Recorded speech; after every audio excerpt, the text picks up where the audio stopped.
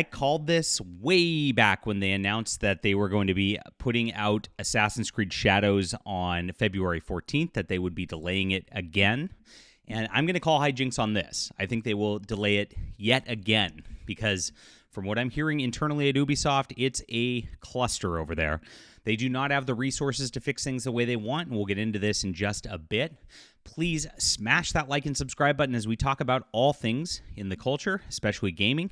We really appreciate you all for being here. This is my Fandom Pulse Substack I run with John Trent, who is an award-nominated journalist for the Real Game Awards. That's right, he's got that nomination coming for the Stuttering Craig Game Awards, which are coming out pretty soon. Really appreciate the nominees there. And this is our Phantom Pulse Substack. Please sign up. It's in the description below. And, of course, we cover the game information just second to none here that nobody else covers. You're going to want to be on here and follow along. We have so many stories, I can't even cover them all on the YouTube channel every day. And I appreciate you guys for reading and being there and supporting us. Thank you. Grab that in the description below, like I said. And if you want to become a paid member, that really helps us out a lot. We don't use advertising. It's just us and you, and we rely on gamers like you to keep this sustainable. Thank you so much again. All right, Ubisoft announced it's delaying Assassin's Creed Shadows another month after it previously delayed the game from November to February. So they gave themselves basically 4 months to fix this game. Now, the problem they have right here immediately, when they announced this, I talked to a guy at Ubisoft, and he said even though they're delaying it, they don't have a dedicated team working on this at this point because it's supposed to be done. Everybody in development had pretty much moved on to other games and other projects, and they're going to peel some people away from those real quick because Assassin's Creed's such a money situation for them that they need it. And he thought at the time that they don't have the resources to really make the game what it needs to be. They were scrambling. The management doesn't know what direction to go with the game. They want to remove Yasuke in a lot of the ways from the narrative because, of course, they know that they pissed off a lot of the Japanese gamers. If you remember last year, the Japanese gamers actually went out and made a change.org petition getting well over 100,000 signatures saying that this game should be canceled because it's such a bastardization of Japanese history. And Ubisoft didn't just do this. They had things like Chinese architecture in the backgrounds and things like that that are just so insulting. And, of course, when we saw the gameplay, it was really funny. I mean, you see this, black dude with, hip-hop music beheading Asians. It's really cringy. This is what woke DEI affirmative action activism does. It makes things actually, I would say, far more racist than they would otherwise.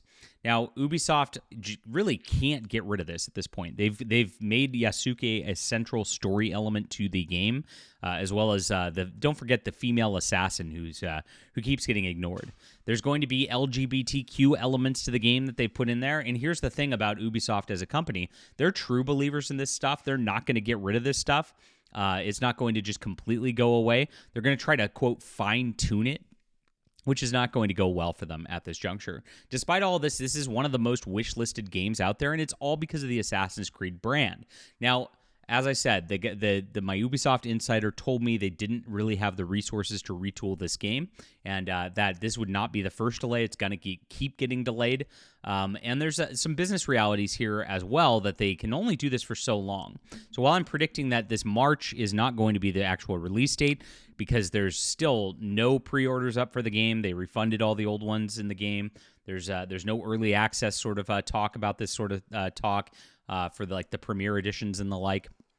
So I don't believe that they're ready to come out for this in March just yet. I think that they still need more time just based on that sort of thing. But there will be a point where they just have to release this game. And the reason they just have to do so is these companies, the AAA companies, when they get these multi-$100 million games that they're making, they actually take out loans in advance of these games and then have to repay those loans based on the early returns on this sort of stuff. So they pay for the funding based on a sort of financing scheme that goes on. So they're pressured to release these games at some point. Like I said, I think if they're pushing back to March, it's still going to go even further, but that's it. So here's the post that they actually put out there while we get into this. Since November, we've been thrilled to share our progress through gameplay overviews, and overwhelming excitement has truly inspired us. Yeah, they're scared at Ubisoft. It's not exciting. Each week has brought valuable feedback from our community. While we've already made remarkable strides, yes, progress, my friends, we believe a few additional weeks are needed to implement that feedback to ensure even more ambitious and engaging day one experience. Now, this sounds nice, guys, and it sounds like they're listening to you. I'm pressing X to doubt on this, my friends, because this is Ubisoft, and I know exactly what these companies are like. And, you know, when they make corporate statements that we're listening to you and we're making our changing so this is a great, engaging day one experience.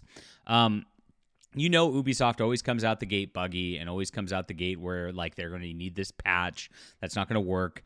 Even with delays, I find this is going to happen. But I don't think they're going to listen to the main player concerns, which is just that, you know, we don't want to play another woke agenda game where it's a black dude and a female and there's weird LGBTQ stuff. That's still going to be a big element of the game. No matter how much you polish that, you're still polishing a DEI turd. And that's what's going to happen here. Now, of course, we do have one example where people actually listened at these companies and did delay things and then did fix things. That's the Sonic movies. As we know, the original design of Sonic the Hedgehog was really, really bad, and then they listened and they actually fixed it. That's not the case with Ubisoft here, from what I'm understanding and what my people inside are telling me. They're still going forward with this because they really were not able to shift the narrative. They investigated being able to do that and investigated getting rid of the Yasuke element or downplaying it. They were not able to do so just based on the way that the game was constructed. It has a complete flaw from that system to begin with, and it's not going to change things. Accordingly, the new release date is March 20th, 2025. We remain committed to delivering high-quality, immersive experiences fostered by ongoing dialogue between our players and development teams. Yeah, they don't want to listen to the players, and they actually want to root out people inside the company who are talking and listening to players, because here's the thing. They're actually more afraid of the leaks. They're more afraid of channels like this reporting what's going on than they are actually of their own problems that they've created inside Ubisoft. And that's the main problem with these companies. It's not, you know, if they were just transparent, if they were just doing what gamers wanted to begin with, there would be no problems. But they actually don't want the gamers. They want their modern audience to come in. They want to get the virtue signaling accolades. They want to get like their LGBTQ awards and things like that. And that matters to them far more than you. In fact, they don't want to listen to you. They don't want their employees talking to people like me or Endymion or anything like that, because if they get that, they know that they're going to have problems, and they know that we're going to just tell the truth, and they want to have a tightly controlled message, a tightly controlled gaming media, and tightly controlled gaming journalist setup where it's a promotional tool for them and a shill tool for them. Is not about just telling the truth. And that's what they're focused on actually getting done here. So while this is a nice corporate statement that sounds very friendly on the surface, it's just complete lies from Ubisoft, as it always has been. Remember their apology that they came out with about the Japanese history and all that, where it was kind of a non-apology, and then they just pivoted to, oh, this is just a fantasy game. Why do you guys even care? When they'd been promoting it as this historically accurate thing up until that point all the way around. Ridiculous. We know you're eager to learn more about Assassin's Creed Shadows. We're excited to share more updates coming your way very soon. Marcus Alexis Cote, on behalf of the those working on Assassin's Creed Shadows. So this is what they said in the original release. While the game features is complete, the learnings from Star Wars Outlaws led us to the failure to provide additional time to further polish the title. Like I said, they're polishing a turd. This will enable the biggest entry of the franchise to fully deliver on its ambition, notably by fulfilling the promise of our dual protagonist adventures with Naoi and Yasuke, bringing two very different gameplay styles. And as you can see, it's all about the strong female lead and the black guy. Regardless, and that's going to be a problem for them. We're departing from the traditional season pass models. All 8 players will be able to enjoy the game at the same time. And of course, those who pre-order will be granted the first expansion for free.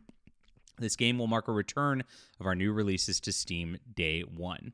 So they've got a lot of money. They're spending an additional $20 million on this game, which is just going to bring the total even higher.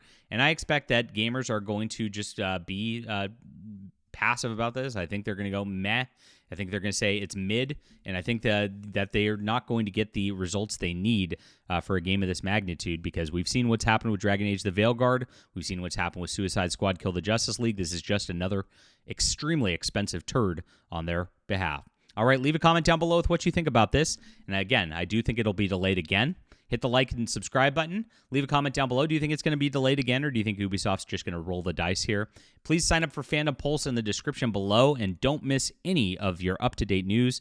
We're the only game in town, my friends. Grab a subscription today. Appreciate you for being there and supporting our journalism. We'll be back soon.